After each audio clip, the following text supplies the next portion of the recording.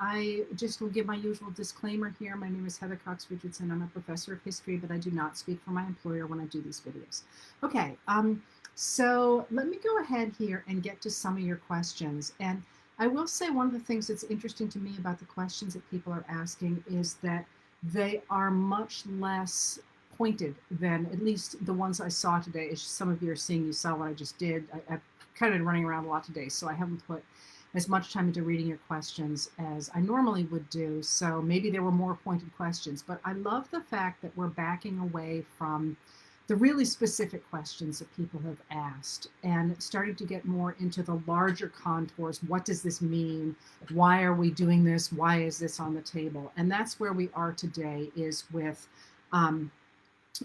larger questions and what certain things mean for American democracy right now. And these are obviously the questions that interest me, as you can tell if you read me, that I'm loving the bigger questions. And I desperately want to write something tonight that I'm going to talk a little bit about here. I'm not sure I'm going to be able to because, as I say, I'm booked solid into quite late tonight, and it's hard for me to take on a brand new topic if I don't start till 9 or 10 at night. So anyway, let me start with what you have asked. And I'm going to start here once again with the filibuster. And I might end with the filibuster as well, because many people are still asking what the filibuster is and why it's such a big deal right now.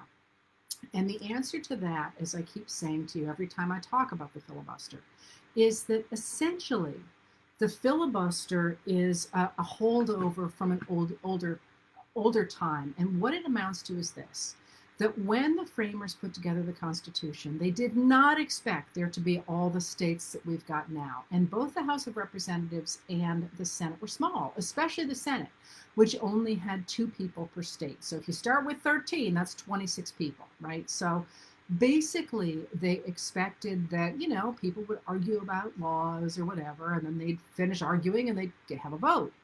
Well, what happened was in the House of Representatives, the House grew really quickly, much quicker than anybody expected. The House grew really quickly. And so what that meant is the House of Representatives relatively quickly, right? This is the early 19th century. It's not immediate. But in the early 19th century, the House has to come up with procedures that give structure to the arguments that are being made, so that there comes an end point. Because if you've got, now we have 435, but if you've got 120 or however many people in the House of Representatives, you could argue all the time and nothing would ever get done. So the House of Representatives comes up with a way to stop debate and get on with the vote. The Senate's much smaller, so it never does that. So if you think about it sort of historically, the filibuster is simply refusing to stop talking. That's what it is. You can make sure the Senate never takes a vote by refusing to stop talking. Now, it was very, very, very rarely used. And when it begins to be used, it's used primarily over laws that are designed to enforce civil rights.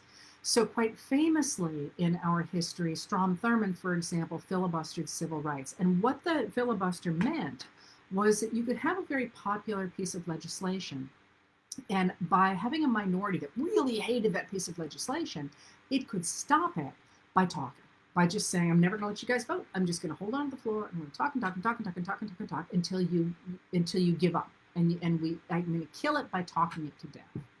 But here's the problem. I mean, there's many problems with that, but that's basically how it was used. But what happened was that this became a problem as the Senate got more and more business, because it slowed everything down. It gummed up the works, and there's a lot of other things that go into slowing down Senate business as well. But what that meant was the Senate had to figure out a way to move on. So first, it comes in the early 20th century. It comes up with a system for stopping the filibuster. It's called cloture, and it's a complicated process. And if you get it passed, you don't stop the discussion, but you limit it to 30 more hours. But then they come up with the recognition that their stuff is still not moving along to the degree that they would like it to. So they change the filibuster rules in a number of ways. So one of the ways they change it is they come up with a system by which you don't have to talk. You can just say you're going to talk. So, as somebody says now, you can basically stop a bill from passing on your cell phone by saying, I'm going to block this. And that's not what it's called. It's not called blocking, but you can, so instead of actually having to talk, you can just sort of say you're going to talk. And that's enough to kill something, which is precisely how the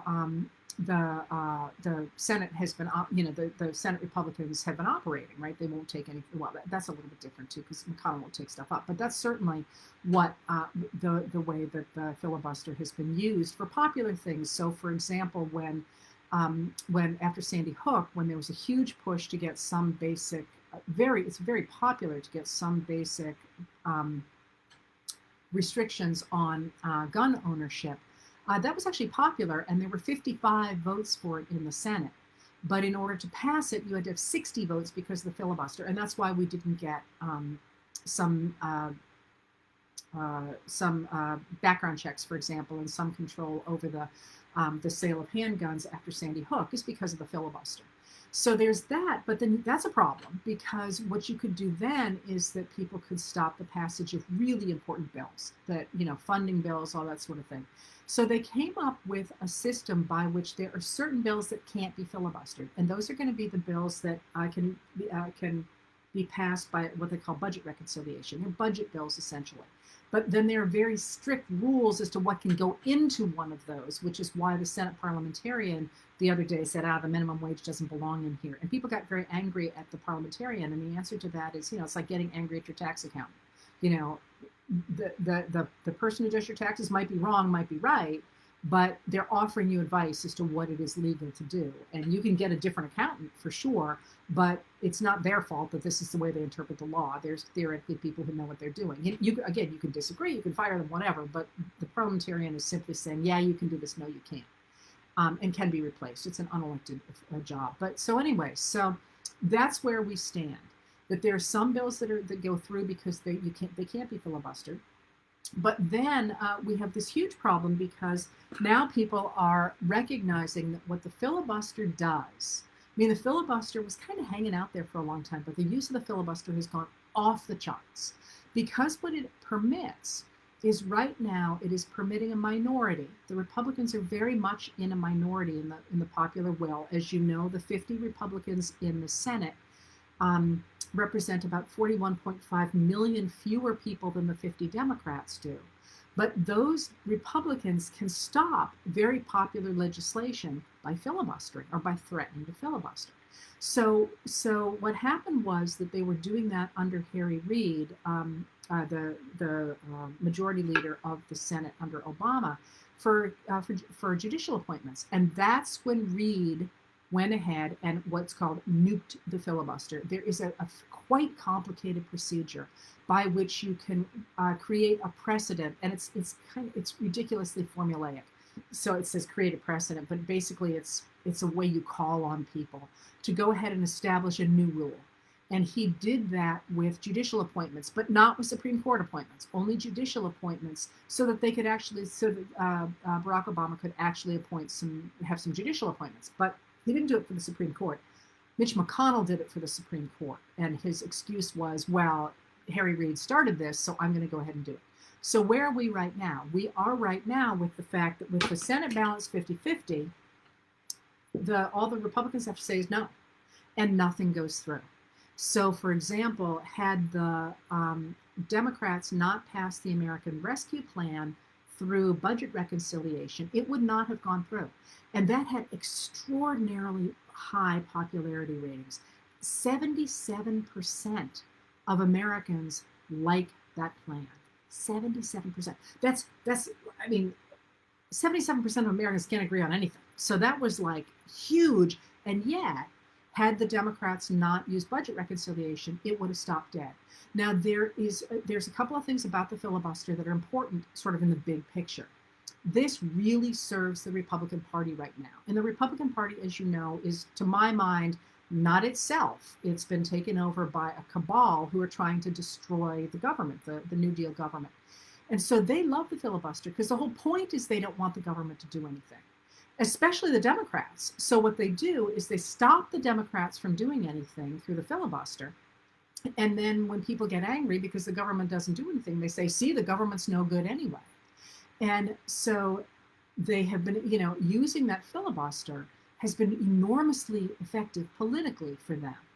But what it has also done is it has put, and think about this, it has put the burden of our governance, of the lawmakers, not on the people who want to stop things, but on the people who want to do things. So this absolutely tells against people who want to use the government to help ordinary Americans. That is right now the Democrats. It's not always been this way. It happens to be the way it is now.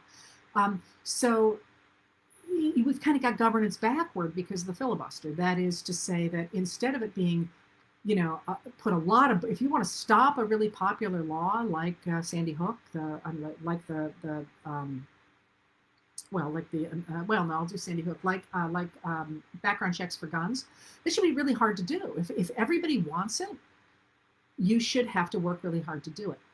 But instead, we've got the shoe on the other foot, that if you want to do something really, really popular, you not only have to get the majority of the American people behind you, you have to get a supermajority of the Senate. So the burden for passing legislation has gone on to the people for whom it's very difficult to do, who want to do it. But doing things has become far more difficult than not doing things. Now, what the Republicans have said is that this is a good thing. This is what the framers intended. And I want to start right out of the box by saying, if I used profanity in public, I would use it right now, because that's bull stuff. That's ridiculous. I've read the congressional record through the entire run of it. And the idea was simply that the Senate would pass things by a majority vote. End of discussion. End of discussion. 19th century, majority vote, we're done.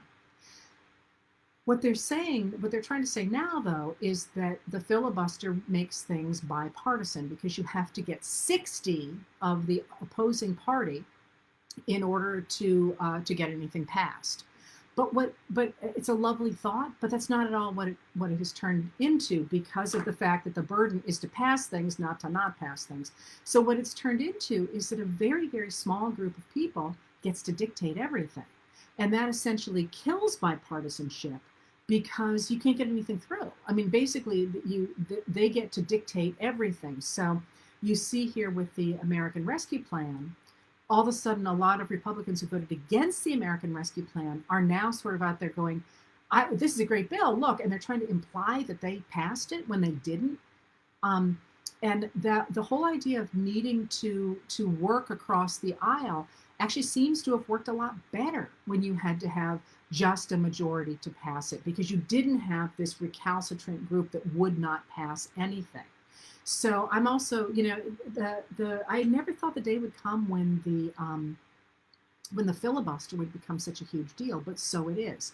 Now, so there's a couple of things going forward here with the filibuster. People are like, we either have the filibuster or we don't. No, there's also stuff in between that we could do. So, for example, we don't have a filibuster now for judicial appointments. That's how we got Brett Kavanaugh on the Supreme Court, and I'll talk about him in a minute. You can go ahead and establish precedent for limited series of bills. Financial bills, for example, now judicial appointments. There has been a suggestion that what Congress should do is it should use the nuclear option, that is, set the new precedent for any bill that has something to do with voting rights, for example. So it is possible to have something in between, that you have the filibuster for certain categories and not for others. So it doesn't have, you don't have to throw out everything. Although I'm not suggesting that we shouldn't have to. I'm suggesting there is some gray area in between. But one of the things that jumps out at me about the moment, and the reason people are asking about it today, is that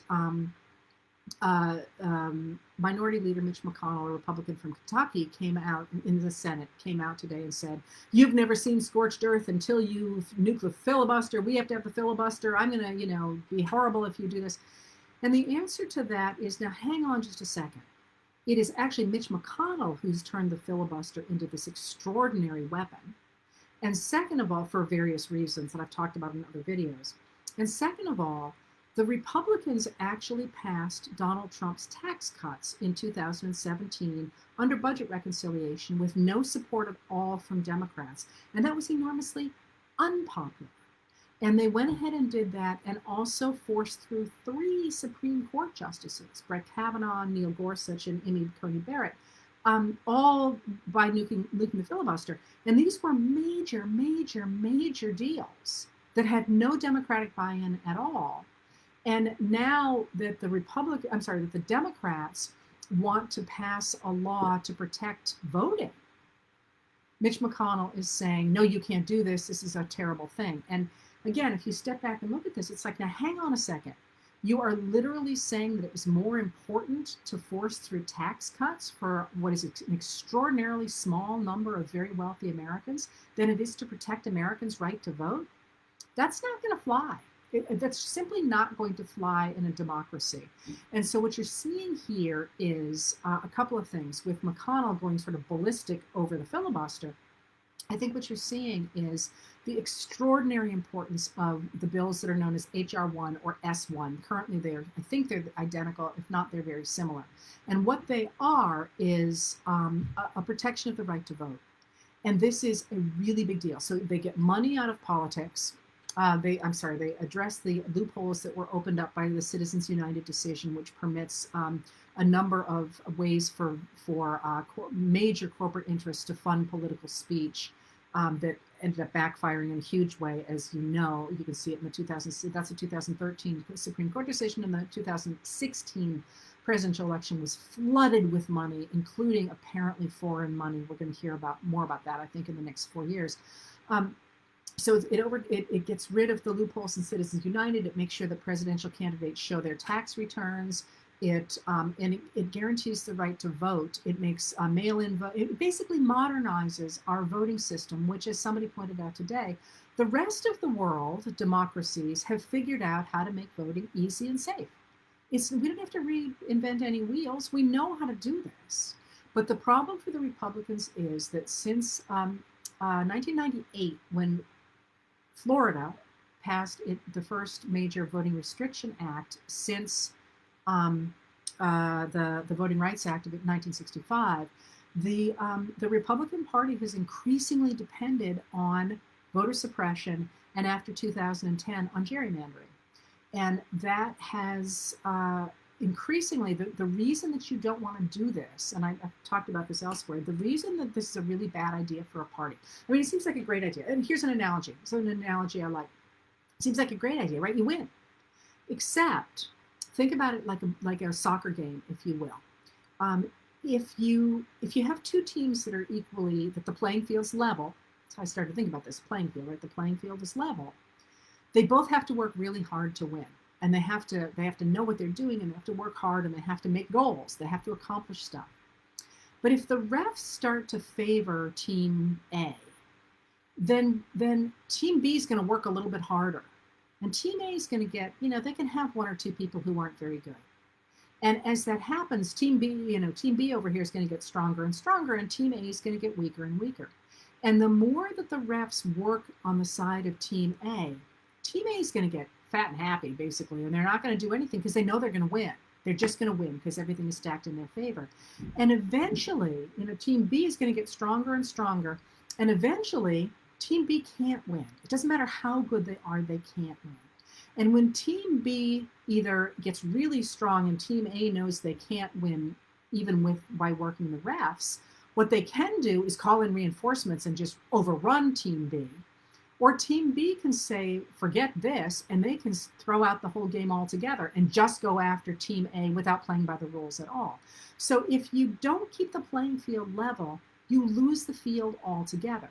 Now, in that analogy, the Republican Party, because it had worked the refs, if you will, it had limited the vote, and it had gerrymandered and worked the Supreme Court and done all the things that you probably know about.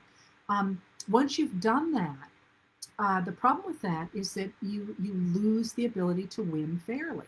You don't have ideas. You don't have good candidates. You don't have plans to go forward. And right now I'm picking on the Republicans, but you could say the exact same thing about the Democrats in the American South in the early 20th century. The game was rigged. The Democrats were always going to win in the South, so they didn't have to have great politicians. They didn't have to have great ideas. They didn't have to attract voters. They just were going to win. And so this is one of the reasons it's so important to keep the playing field level.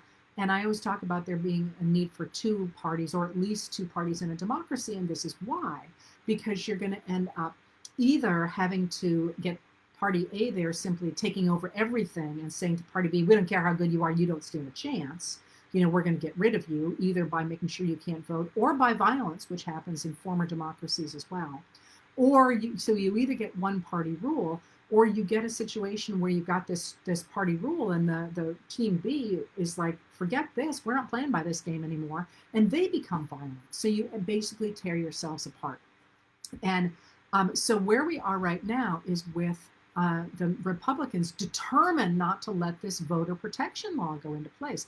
And if you read it, I mean, you don't read the summaries, because what it is, it's very long and it's kind of dull, to be honest. It's interesting to somebody like me, but I think it's like 365 pages.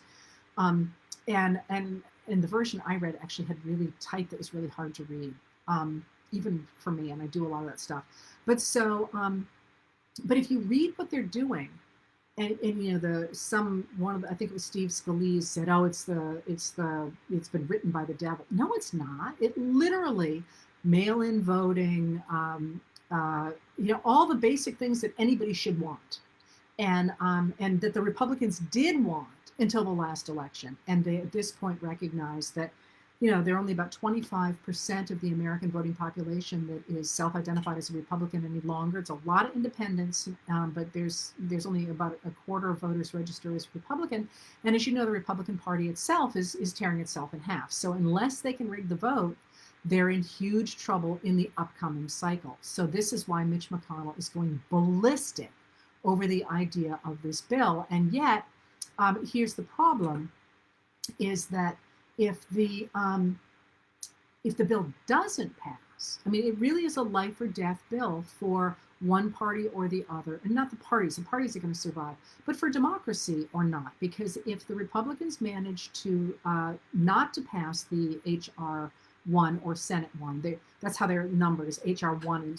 It's either HR 1 or S1, meaning House of Representatives 1 or Senate 1. It's how they're numbered when they come up with them, and the order in which they come is a reflection of when they are presented. And when you make it 1, you're saying this is a really big deal. But a lot of bills have much higher numbers, even though they're important, simply because of where they come up in the docket, or where they come up when they're introduced. So, by the way, I love playing in the congressional records. So so I'm probably boring you all, but for those of us who love it, it's actually just like a playground. Anyway, so what's at stake here, though, is that if this bill does not pass, if HR 1 or Senate 1 do not pass, what we are going to get is, as you probably know, there are 43 states in which Republican legislators have introduced, I think it's upwards of 150 voter restriction bills.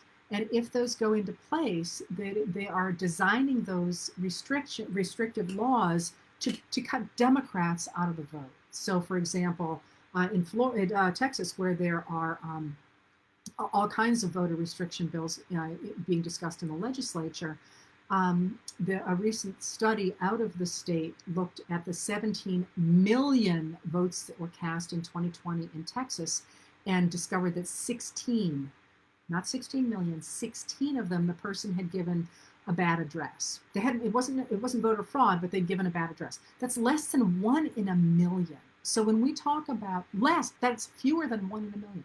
So when we talk about problems with voting being vanishingly small, this is what we mean. Now, on the other hand, remember that Texas went ahead and got rid of its drop boxes so that people couldn't drop off their ballots. They did all kinds of things to try and make sure that it was harder to vote. Which again is the story that I think will not be told in 2020, and so many people are horrified how close that election was. And my reaction is always like, well, yeah, it was not, if it were free and fair, I wonder what it would have looked like. And remember that it's very hard to beat an incumbent. So the fact that Biden came up with the highest the highest percentage win against an incumbent since FDR in 1932 is not insignificant. All right, so that's where we stand with why the filibuster is in the news and why it is so freaking important. Because if those Texas and the other 42 states, or the 43 states that are trying to restrict the vote, if they succeed, the same way that in Wisconsin right now, in the state of Wisconsin, even if Democrats win a majority of the popular vote by, I think it's 5 points, although I'm speaking off the top of my head, so I might be wrong about that, they still can't win a majority of the state legislature. Like, that's just wrong. You know, even if you get 54, 55% of the vote, you're still a minority in the legislature. That's the way things are in Wisconsin, and that's the way that they're going to be nationally if HR 1 and Senate 1 don't pass. And that's why this is so freaking important, is that if they don't pass, we're going to be permanently governed by the Republican Party because they will have stacked the deck. And right now, of course, that looks like they're leaning toward Trump. Like we're going to be governed by, I'm not worried that Trump's going to run in 2024 at all, but somebody like him or somebody from his wing of the party. And you can see people like Ted Cruz from Texas and Josh Hawley from Missouri trying to be the next person in line to take over from Donald Trump. And those people are not messing around, let me tell you. So somebody asked, okay, so that's what's going on with the filibuster. So somebody asked here about voter ID laws and why the heck are they such a problem? Why, you know, seems like a no-brainer, right? Here we go with this. There's a long story behind voter ID. So the Democrats actually wanted to introduce voter ID. They wanted national ID cards, and I don't have the dates on that. I want to say in the 1970s, but I don't have those numbers in front of me. And the Republicans went nuts because they said this was federal overreach and that there was going to be a database of everybody and on and on and on.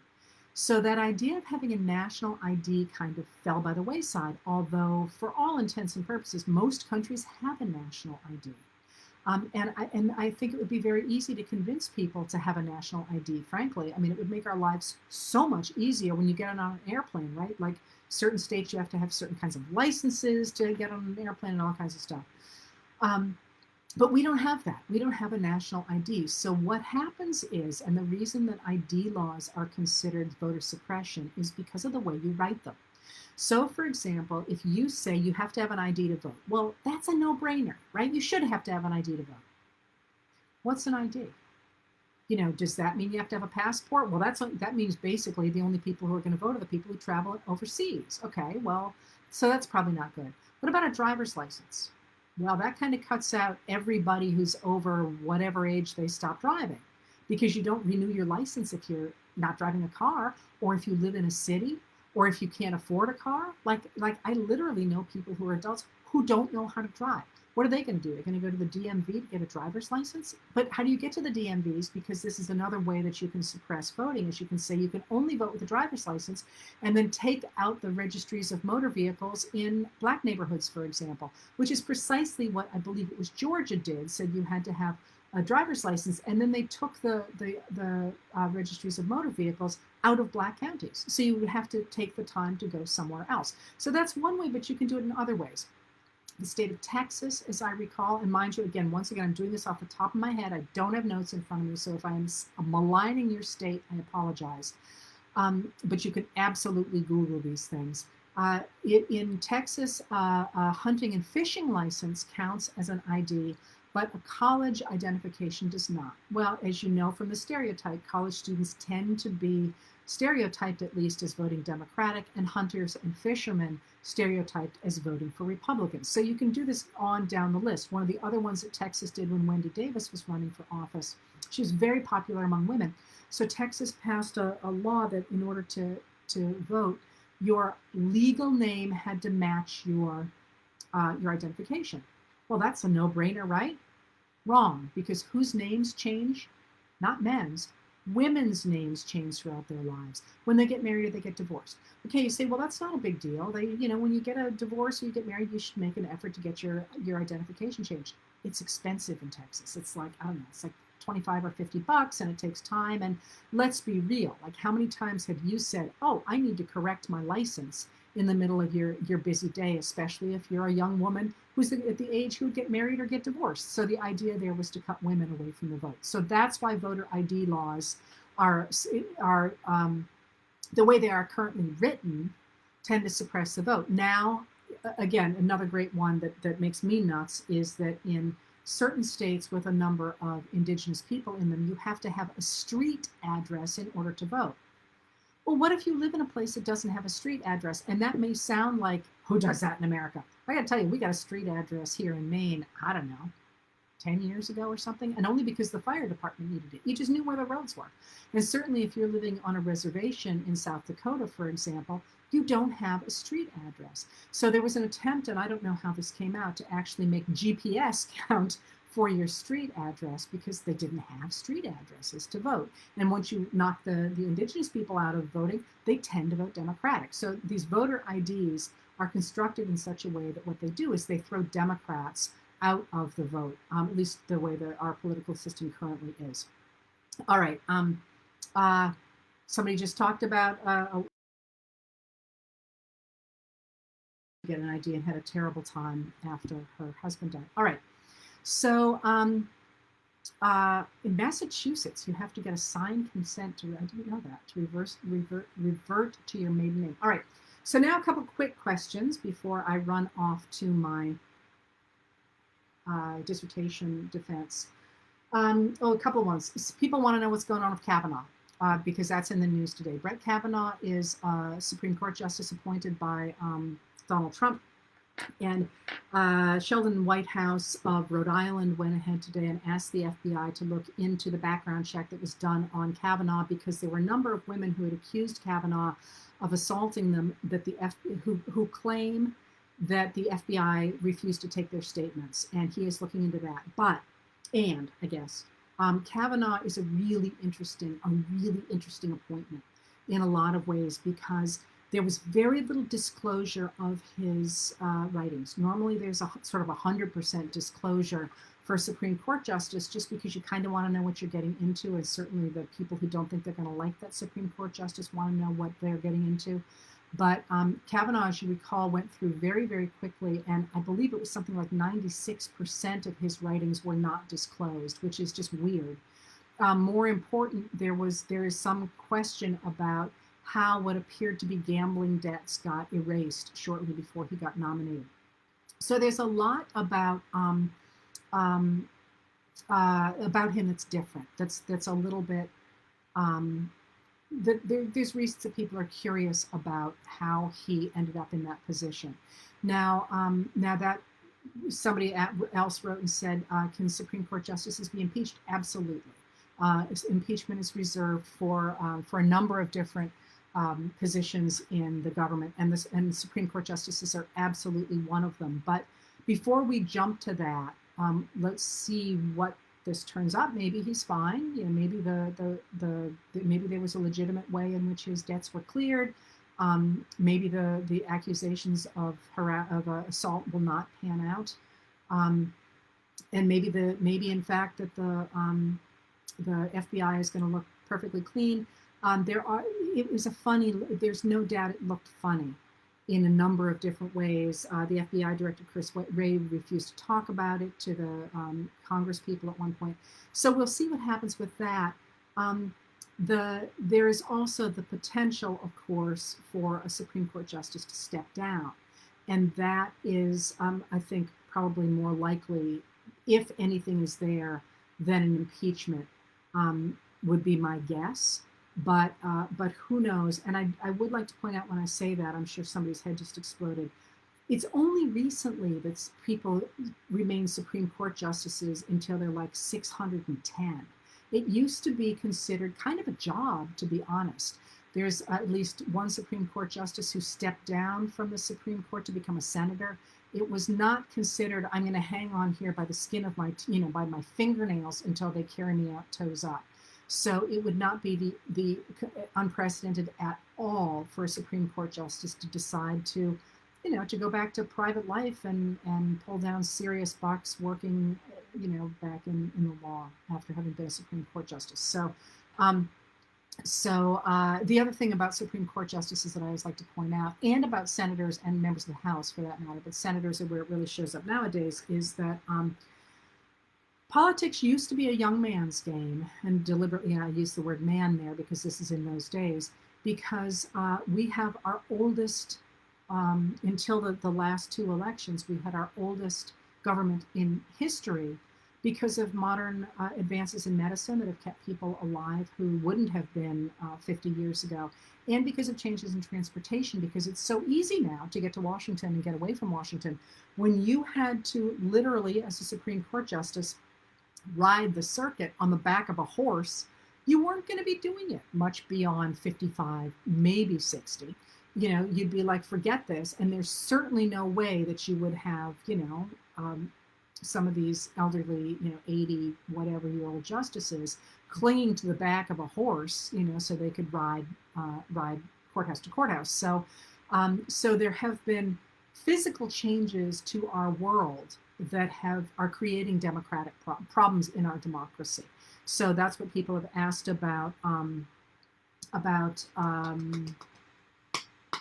Kavanaugh.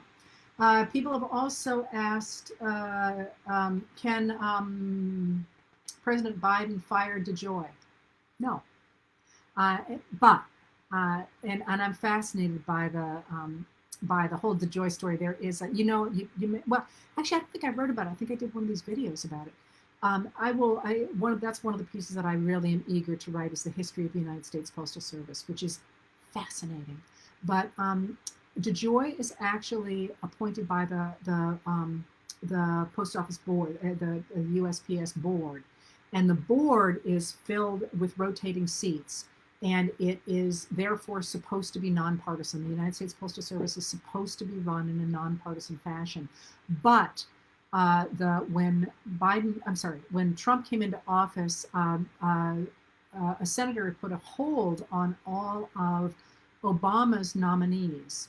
So the Trump had a very free hand to go ahead and fill that board, and it was actually Trump nominees on the board who chose DeJoy.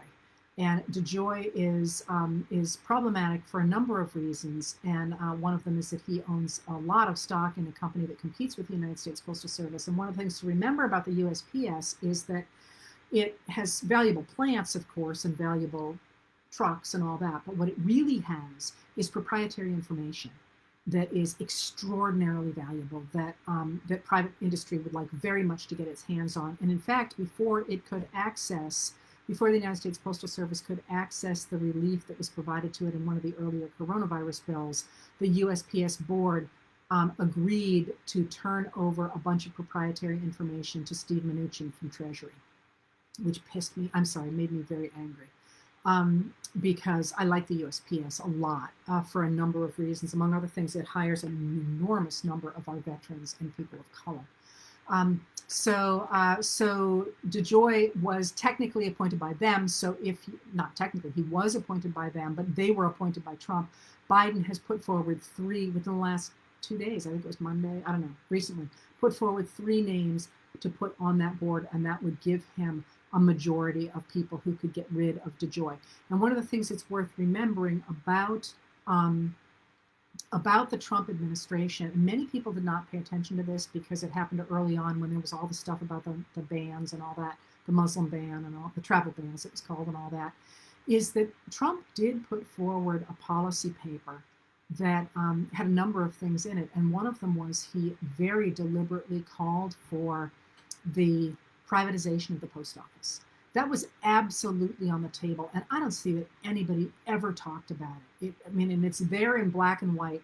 This is what we need to do. We need to privatize the USPS, and here's why. And so it made utter sense to have DeJoy in there because DeJoy thinks he can make a lot of money doing it. Okay, so Stephanie asked, have there been any attempts to expand the House of Representatives since it was capped in 29? Is it a possibility? There have been, yes, and there's a major move now afoot to do so. It doesn't, to much that I have seen, have a very clear policy written out yet, but their argument is actually not about what I would argue about, which is the Electoral College. They make the very good point that because of the cap, and the cap that keeps us so much smaller than it ought to have been if, as originally planned, there was a representative for, I believe it was every 30,000 inhabitants. Right now, on average, each representative represents, it's about like 740,000 people. Don't quote me on that, but it's in the many, many hundreds of thousands. And of course, some people have fewer constituents and some have more. But what this means is that representatives can no longer adequately represent their constituents, because while I'm talking about lawmaking, Congress critters actually do a lot more than that. They help people out who are in bad, they're supposed to be kind of your interface with the government. And if they've got 30,000 people to take care of, they can do that. If they have 1 million, it ain't happening. So there is an argument afoot to say that Congress would simply work better and people would get better service. And by service, I don't mean like, I don't, like checks or anything, but I mean like, here's a great example. When the when there's a scam going around, for example, like, I don't know if any of you have been hit by one of these, but many years ago, I got back in the days when you got phone calls, reverse, collect phone calls. Somebody called and asked if I would accept a collect phone call, and I hate the phone like poison, so I said no and hung up, figuring whoever it was would write to me or to get in touch with me in some other way by email. And I got on my phone bill, I got a charge for something minor, $4 for something minor. And I had time, and I thought, oh, well, I'll contest this because I know I didn't say yes. I very much know I didn't say yes. And I went around and around and around and around and around with those people. And they kept saying, we can't help you. This is when you had separate long distance callers. We can't help you unless you're one of our customers. But if you become one of our customers, then we can fix it. And I'm like, that's a scam. You can't do that. Well, what did I do finally? I finally got in touch both with the consumer protection people in my state, but also with a congressperson, and said, something's going on here. Like, I don't care about my $4, but if they're doing this to 100,000 of us, that's a scam. And within about a year, I obviously wasn't the only one who complained, but those people got fined. It got, yes, they got taken to court, they lost, and they got fined. And I guess lots of people got back a $4 check. I didn't, because I didn't care about the $4. I cared about the idea that they were skimming off people's phone bills. Well, if you had 30,000 people to look after in situations like that, you could do it. If you have 1 million, that's what I'm talking about by service. So that's why people are talking about increasing the size of the House of Representatives. And finally, people have asked again and again about, Karen is pointing out rating the U.S. Pension Fund, and that's one of the big things is people want, the whole idea of rating pension funds is that private industry wants to get its hands on that pension money. All right, so now the final thing before I run off, people are asking, and sometimes quite negatively, about what's happening on the border. And somebody actually put on my list of questions, why isn't Biden doing anything about the border? Well, so I want to call your attention to two things. Oh, this isn't what I want to talk about, but I will. I want to call your attention to two things. First of all, Biden is very deliberately pushing attention away from himself onto his cabinet secretaries. And so Anthony Blinken gave, the Secretary of State gave a really important speech shortly after he took office. And I swear nobody covered it. And it was really important, and it's in print, and you can read it. And he talks about democracy and how we're on this cusp between democracy and autocracy. And democracy has got to win, and we care about this, and these are our principles. And what was really cool about it was he is talking to America, but he was also talking to people around the world. It really didn't get the coverage it ought to have. The new Homeland Security guy, Mayorkas, has also given a very important speech that I don't think got covered by anybody. And these are both on C-SPAN, by the way. And my trick is I speed them way up. And so I can, if they're talking for 40 minutes, I can cover it much quicker than that. You may not want to listen to these, but if you do, keep that in your back pocket, because I just want the information, and sometimes I just read the transcripts. But Mayorkas has been doing stuff and coming out and saying stuff, and he basically got no coverage. So today, this morning, he issued a really important statement, and I was very happy about it, because when I wrote the thing I did the other day about immigration, I did that because I could not tell what the heck was going on. Like there was a border crisis, but nobody was talking about it. And I started looking it up, and it all seemed to be from the right wing. And I'm like, well, there must be something going on, but who's doing it? And it took hours and hours and hours just for me to piece together that, which wasn't great in my mind. So today he released a statement that lays out what is happening. Declarative sentence after declarative sentence. Now, that being said, of course, he is going to put the best spin on things he can. So read it that way. But that being said, these people in this administration really seem committed to being transparent. And but it is worth reading between the lines what they're doing. So Biden is very deliberately not taking the limelight. He's doing that deliberately because what that will do is that will force journalists to stop just going, Mr. President, what do you think about? And instead go listen to Anthony Blinken, who's actually very good at what he does, or to listen to Mayorkas here, or later on to any of the other people who are speaking. They give these big speeches and nobody goes to hear them. It's like the tree falling in the forest. But anyway, he gave this speech, Mayorkas gave this statement below, and it's widely available today, and it's great because it's a lot about what I covered the other day about how there is there are a lot of people coming to the border. There have been for a while. The Trump administration simply refused to let them in. And right now, the Biden administration is like Ted Cruz is saying, it's an open border, which is just complete, as someone said, bull mess. They're not accepting any single travelers. Done. They're just rejected. On the protocols from the Trump administration about COVID. So you're also reading people saying, oh, he's no different than Trump. He's just throwing people out. He's using a Trump era administration rule. It's a rule by the CDC. So yes, it was the CDC who did it under Trump, but this is about the pandemic. It's not a policy. But so no single people and no families unless there is a family member who is extraordinarily at risk. Okay, so here he says, I actually called this up so I could tell it to you, and I'm not going to tell you about the thing I wanted to tell you about. It says, we are expelling most single adults and families. We are not expelling unaccompanied children. And we are executing the Centers for Disease Control and Prevention, CDC, public health authority to safeguard the American public and the migrants themselves and protecting the children. This is not new. We've always had surges, it says. And then it goes on. This is the part that was new to me. Families apprehended are being expelled under the CDC authority. Families from Mexico and the Northern Triangle countries are expelled to Mexico unless Mexico does not have the capacity to absorb them. That's going to be the big loophole there. Families from countries other than Mexico or the Northern Triangle, because remember, there's plenty of other people from other countries, including European, African, and Asian countries trying to come across that border. They are expelled by plane to their countries of origin, except when a family member has an acute vulnerability. Let me see what else I wanted to tell you. Our border resources are strained, but here's what he says. We are encountering many unaccompanied children at our southwest border every day. A child who is under the age of 18 and not accompanied by their parent or legal guardian is considered under the law to be an unaccompanied child. We are encountering 6- and 7-year-old children, for example, arriving at our border without an adult.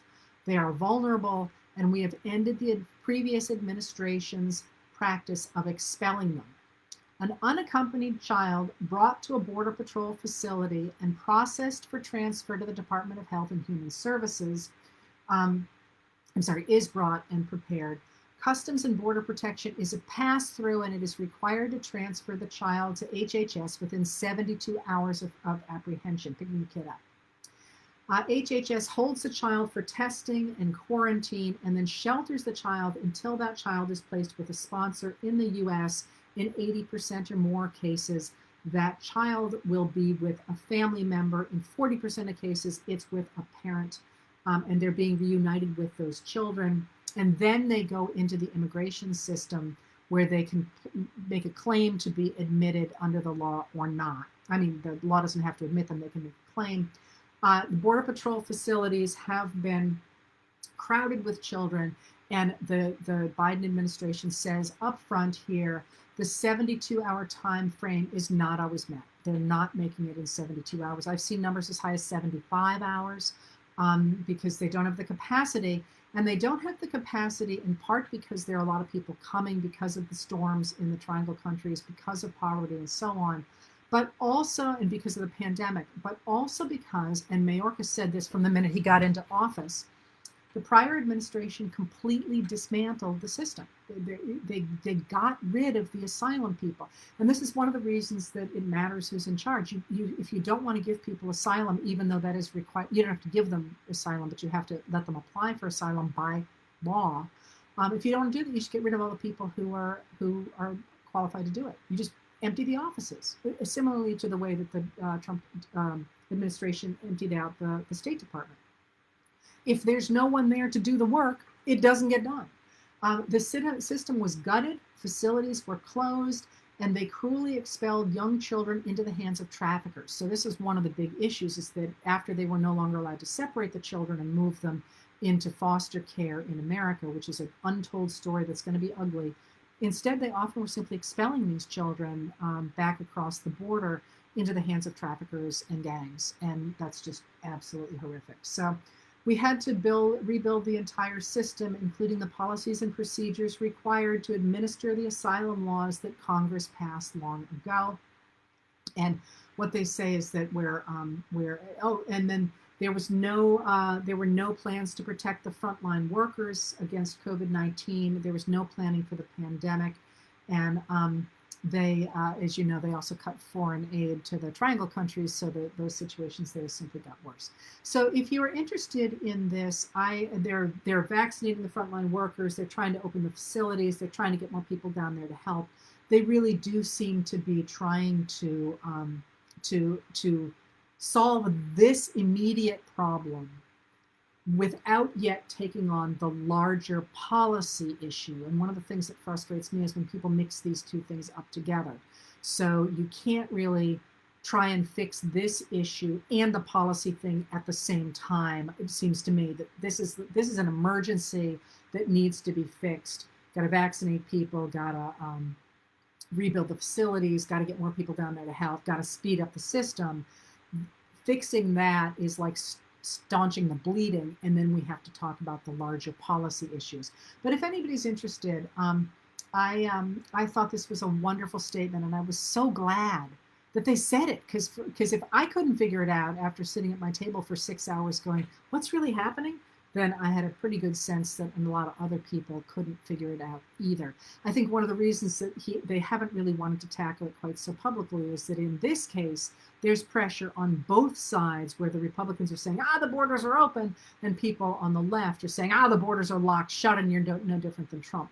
And it's probably no accident, now that I think about it, that Mayorkas launched this, gave us a statement the day after the confirmation of Deb Haaland there at the Interior Department. All right, so I'm going to run off to my my students' dissertation defense. I hope this was somewhat useful, and what I wanted to talk about, and you know what, I'm going to tell you what I wanted to talk about tonight quickly, or what I wanted to talk about.